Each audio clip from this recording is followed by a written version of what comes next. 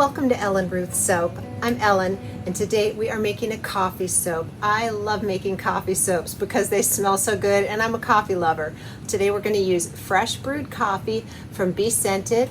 They had a sale, and this smells really nice. It really does smell like fresh brewed coffee, and I love that. So I have my bullet notes on the side here, so you look up the reviews and what they say. It does have vanillin, which is part of the delicious smell to it. So this is going to discolor to brown, and none means that they say it doesn't cause acceleration, separation, or ricing. So that's fine. Coffee, you know, a discoloration is not going to bother me. So what we're going to do today, I thought it would be a fun experiment to see how much this discolors. I'm not going to add any mica or cocoa powder or anything in the main body of this. I want to see what this fragrance is going to do to the soap.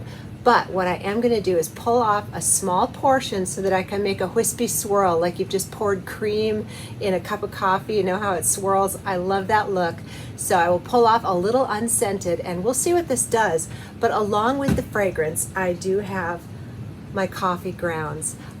These are brewed coffee grounds. So what I do is I'll make some French press coffee. It's wonderful. This is a very fine grind, and then I will save my coffee grounds and dry them out on a sheet with some parchment paper. And what that does is when I was using fresh coffee grounds, the ground bits would get like a little halo around them. Look kind of pretty, it's fine, but these don't leave a halo. You just get the coffee speckles. And so that's what we're going to be putting in the main body of the soap. And I'm anxious to see how this discolors. So that's the plan for today. I've got to get everything pulled together, and let's come back and make some fresh brewed coffee soap. We are back for soap additives time, but I first wanted to show you, I get asked a lot what I do with my stick blender in between colors and things like that. So this little pitcher, I just keep it on my work surface. I don't know how it just became designated for this purpose only. It is filled with very hot tap water, as hot as my sink will run, and just a dollop of liquid dish soap in there. And so it sits off camera here, and in between, if I'm mixing colors or, you know, anything that wouldn't work together, I throw my stick blender in this little pitcher of hot water and buzz it around, and it cleans it off in between.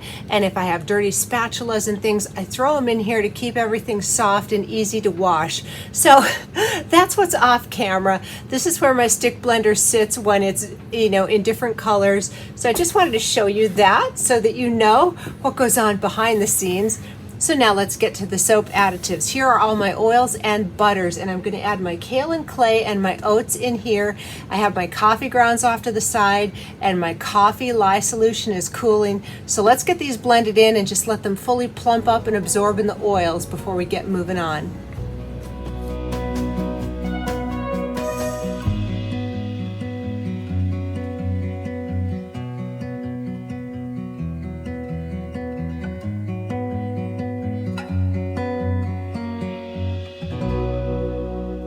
We're back, and it's time to get moving forward here. This is a coffee lye solution. So what I did was I took some dark brewed espresso coffee, and I dissolved some cane sugar in here, and I put some tussa silk fibers in, and then put my lye on top, melted the tussa silk. When you're working with coffee, it's just like water, except it gives sort of a burnt coffee scent. So don't be shocked, that scent dissipates as soon as it saponifies. It's not going to overthrow the fragrance or anything like that, but just a heads up. If you're making a coffee soap, when the lye hits it, it does have a sort of burnt or scorched coffee scent. It's not bad, but you know, and it goes away. So, and then I did put sodium lactate in here, the sugar. Plus I like sugar, or I like stevia in my coffee, but I like sweet coffee. So there's sugar in here. That is a lather booster. The silk just gives the lather a really glossy, silky feel, which I love. And the sodium lactate helps with unmolding the next day. It hardens up the bar quicker. So that's why I put those additives in here. They are not necessary. They're just extras that I love. So let's put this in here. It is very dark, but all right, we already talked about this fragrance is going to discolor. And the coffee here is dark, but if you had a non-discoloring fragrance and you used a dark brewed coffee like this, it would not stay this dark. It goes to sort of a light caramel beige color. So don't let the darkness of this fool you. This will not color the soap to that color. So all that being said, let's get to it here. And after I get this to a nice emulsion slash light trace, I will pour off for my unscented portion that I'm going to do a swirl with. Hopefully that will stand out, and I'm not adding any mica or anything. And again, this coffee is not going to discolor the soap too much, so the final result of discoloration will be mostly from the fragrance. All right, let's get this going.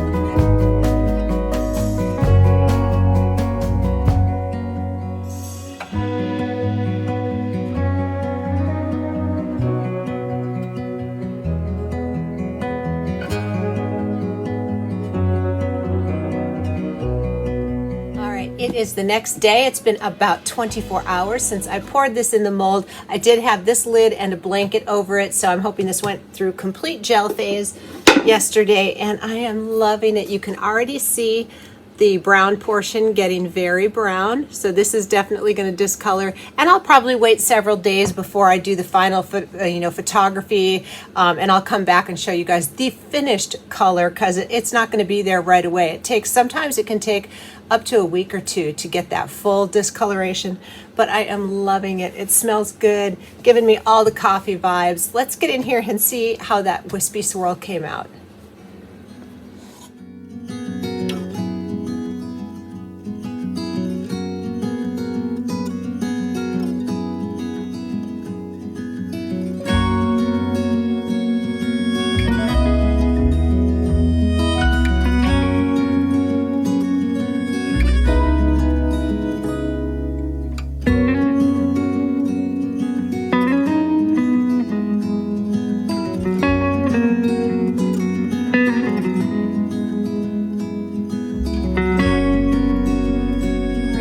Back with the lovely Olga. I'm very anxious to get in here. So you see that little rim around the bottom there? There's the bottom color. There's the top color, sort of this light milk chocolate brown, I'll call it, but it's definitely going to darken up. You can see a little bit of the rim there. I'm hoping the unscented swirl there won't migrate and take on color. I don't think it will. I think I will still have a swirl in there. But you know, only time will tell. And of course, I will take pictures of the final result to show you. Oh, yay. I just love a swirly coffee soap. Look at that. So pretty. So this is looking light, but look at that color. So this may have a little migration, and of course, I think that this lighter color that you're seeing on top that's been exposed to the air, that's what's going to come through here, and this will brighten up. And so that's what the coffee looks like in the soap without a fragrance discoloring it. But look at those colors.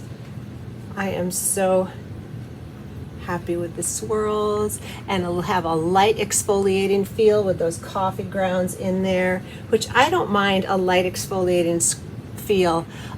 When I'm doing gardening or outdoor work and chores, I like a good scrubby exfoliating bar, but mostly I don't like a super abrasive like pumice scrub bar. Sometimes I do. If you're self-tanning, you know, a good exfoliating bar is nice. But yeah, I don't know. How do you all feel? Do you like a scrubby bar or do you like a smooth bar? I like them both, you know, depending.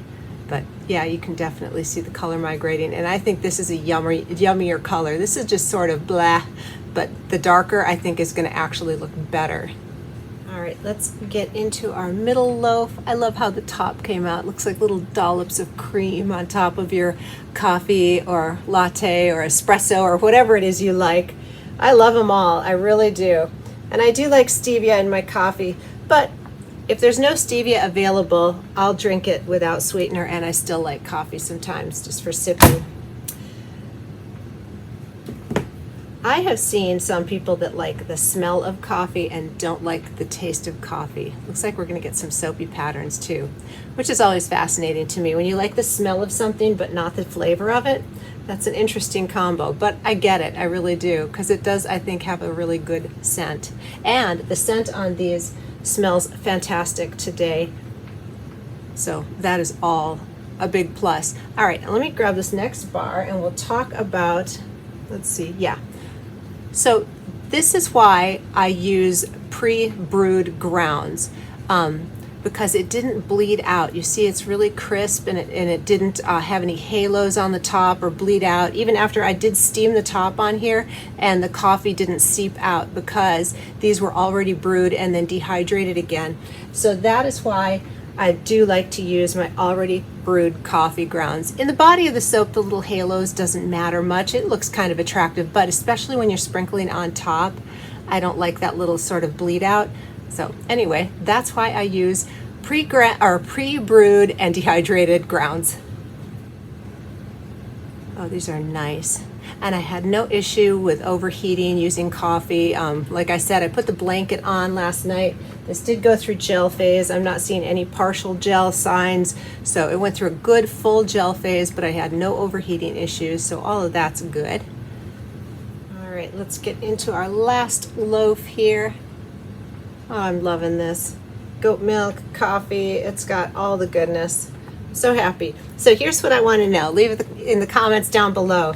Do you like coffee? And if you do, how do you like your coffee? There are so many different ways to take your coffee. It's quite a thing. My son, who is in the Coast Guard, he's a Coast Guard diver, he is coffee obsessed. He's like has studied the acidity and where it's grown and how you press it and the temperature of the water, and I'm like, goodness sakes, it almost sounds like a wine aficionado. It's very complicated when you get into the different like things. I know nothing about it. He just thinks I'm so funny because I'm not picky about my coffee. But anyway, he does make a nice cup of coffee, and I always enjoy that when he comes to visit or I go to see him. He brings his special equipment when he comes here and makes good coffee for us all.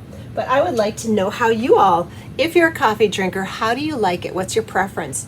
Do you like honey, stevia, no sugar sweetener in your coffee? Do you like cream? Do you like it black? I have only met a few people that really truly like a black cup of coffee. Like it. Not just drink it because you want to wake up, but actually enjoy a black cup of coffee. Are you one of those people? I think you're kind of rare if you are.